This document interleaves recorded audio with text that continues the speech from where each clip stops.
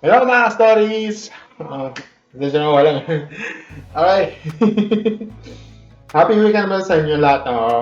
Sa araw itong weekend. Okay. So, may napansin ako sa dami-dami ng yung hindi ko, first of all, bago ko i-content to, minsan kasi may mga politics na nakikita ko pero ayoko i-content kasi baka maka alam mo naman ayoko kasi maging bias, baka sabihin sa iba na na yung may nagko-comment dito sa ay bias to, ay ano to dito, napaka hindi mo parang baka sabihin mo kasi na na propaganda ka dito ganyan, hindi pa ayokong ganun.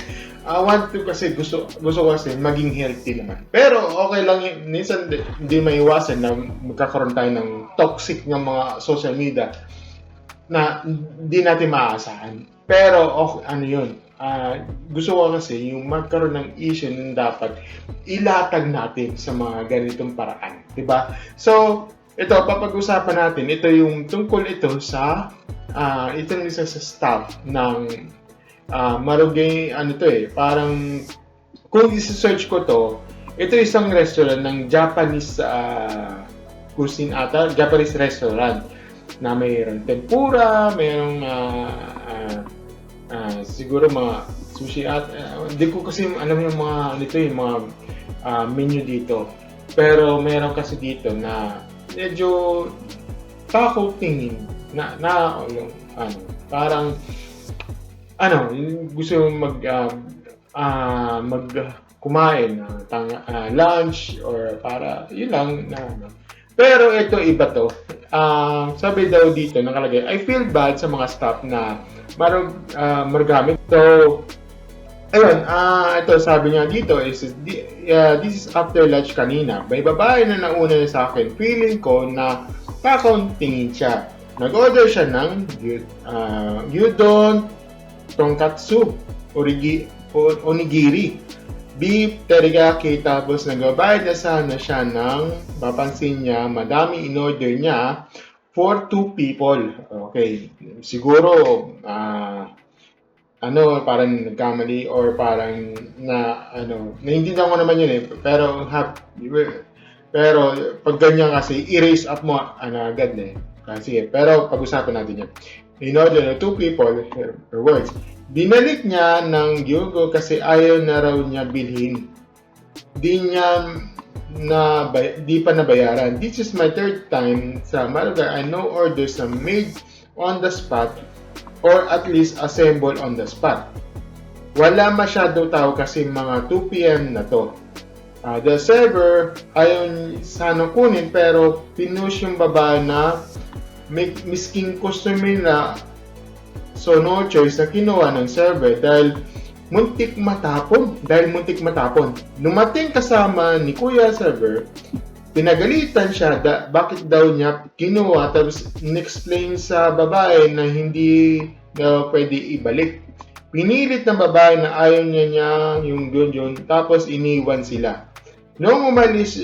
Nung umalis babae, rinig ko yung sermon ng kasama ng kuya, hindi sana gyudon bibilin ko. Pero binili ko na lang kasi naawa ako kay kuya. Hindi ko sana bibilin kung meron pa tao susunod sa akin. Unfortunately, wala. Di ko alam if pwede ibalik sa ibalik sa Marugame. Ito, hindi pa naman bayad, pero I hope pag-isipan natin mabuti ano orderin natin. Kasi kung hindi siya makakuha ng server, magbabayad minimum wage na sila, tapos makakaltas lang dahil nagbago isip ng customer.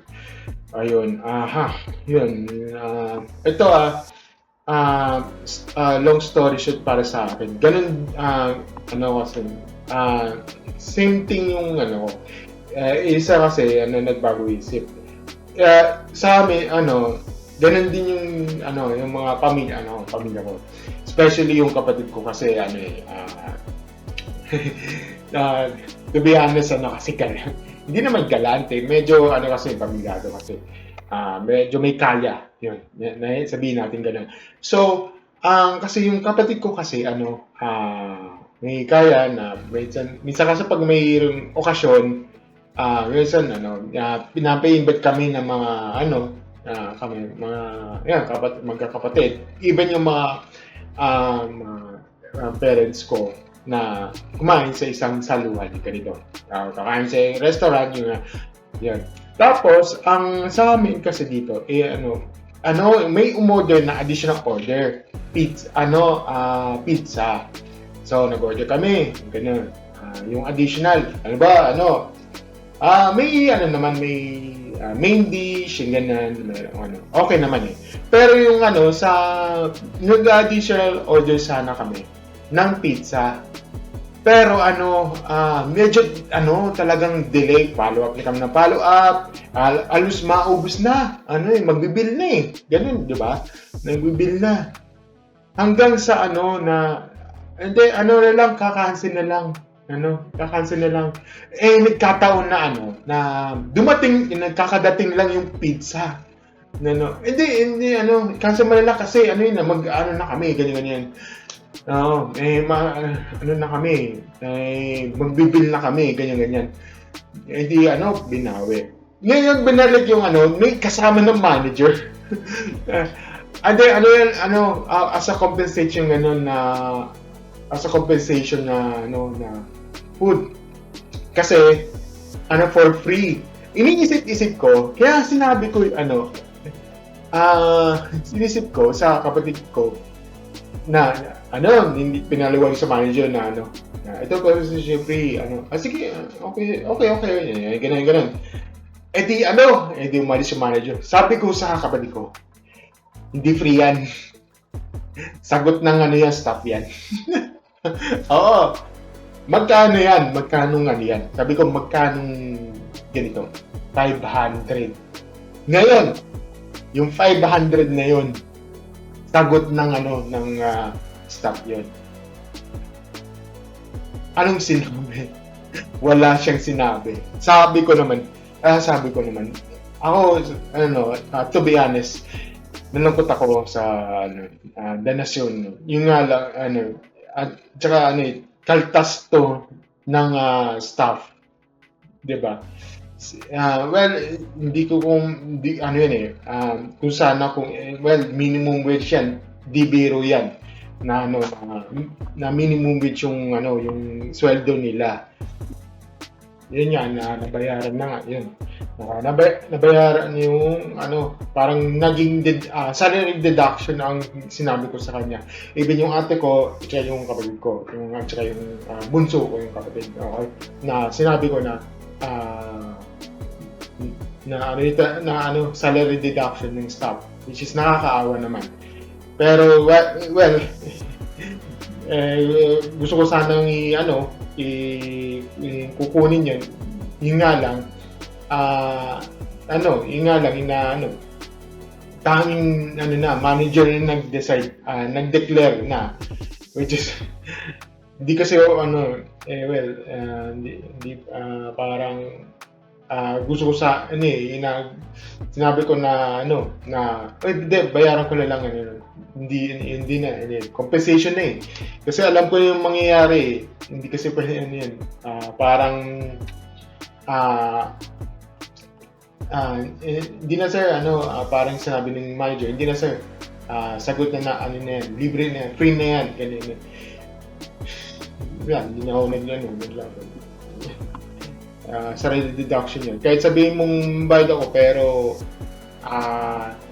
na sa kanila, parang may consequence yung mangyayari sa staff nila. Pero ganun talaga hindi ko kung anong sinabi doon sa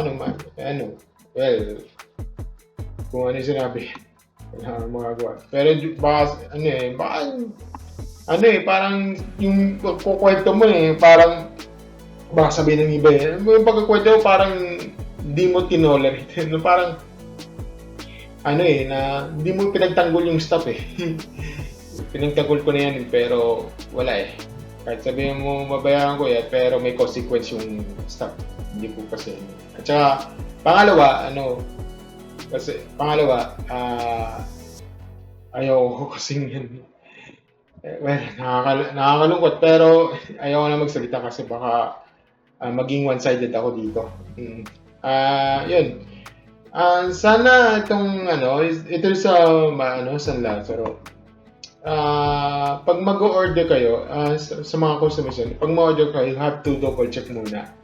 Kasi baka iba yung Pero pag nalagay na, kunin mo na. No? Kunin mo na. Pero kunin mo na, pero mas meron kasi tayong review para dyan. Or have to ganito, have to yung parang mali yung wrong food pero kinuha ko na, pero sabi dapat next time ganyan na have to pero kung naiintindihan ko naman yung parang nagbago isip yung customer, wala tayong magagawa doon. Diba? Well, kanya-kanyang yan. Iba-iba kasi yung pananaw ng mga tao. Iba-iba kasi yung mga tao ngayon. May iba kasi pag change order, wala. Ang mangyayari, sagot ng ng deductions. Wala tayong magagawa doon. Kung ano yung customer nila, kung ano, papalitan niya, sasabihin ng customer, problema mo na yan, ganyan. Just yun yung food ko yan yung in-order ko, bakit nyo ipipilitin ng ganito, diba? Wala yun. Pero ganun talaga. Yan ang buhay ng isang staff ng isang restaurant. Yun lang, binasa ko, nalungkot ako bigla. That's why, yan ang talaga buhay talaga ang isang empleyado. At danas ko na yan. Pero hindi ko naman sinasabi na danas ko yung pagiging restaurant latan. Pero ganun kasi, yun yung parang standard sa kanila. Yun yung parang ini-implement sa iba. Katulad ng yung sa pagkakamali, hindi pwede i-tolerate. Hindi pwede i-tolerate yan. Nakakalungkot, pero well, ganun talaga. Sana hindi na maulit to. Have to double check, ganun, at yun. Lang. Yun lang, thank you, and hope to see you next video. Bye.